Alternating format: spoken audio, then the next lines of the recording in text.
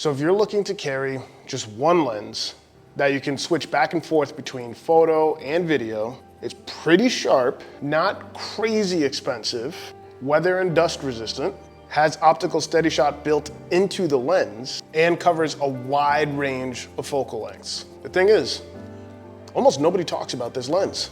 I'm talking about this guy here, the Sony 24-105 G lens.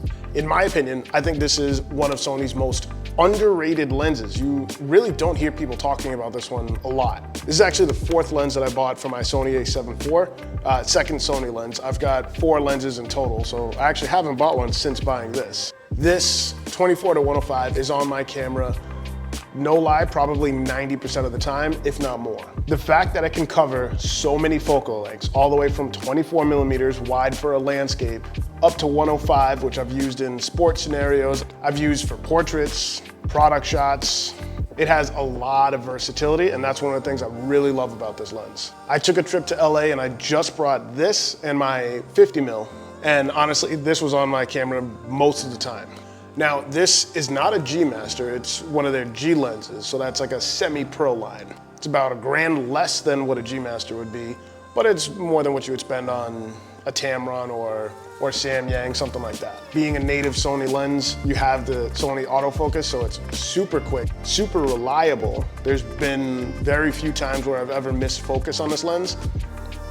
2 of those times is when my finger accidentally hit the switch on the side here to change it from autofocus to manual, so it was my fault. But let's get into it a little bit more. So we'll start with for photos. When I do product shots, I'm usually shooting at f8 to f11 most of the time.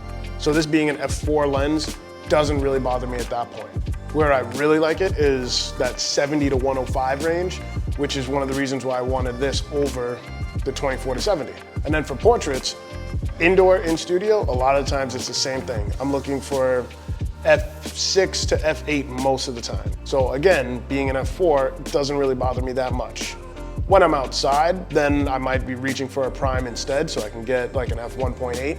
I don't have a 1.4 yet. But if you're shooting anything higher than 50mm, so 70, 90, 105, that's all gonna compress the background anyway, so you'll have somewhat of a blur, even if you're shooting at f4.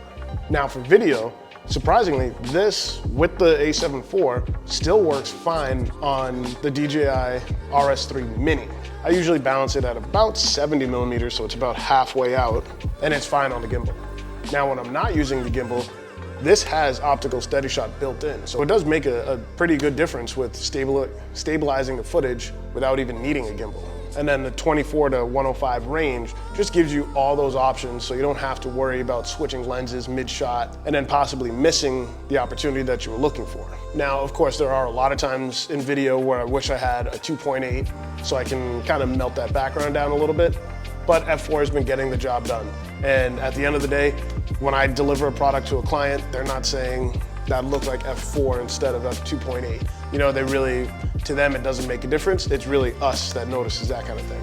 Now at the end of the day, every lens has its purpose, it has its time. So while this is used probably 90% of the time plus, there are times when f4 isn't gonna cut it and I need to switch to something else. That's why I have my primes.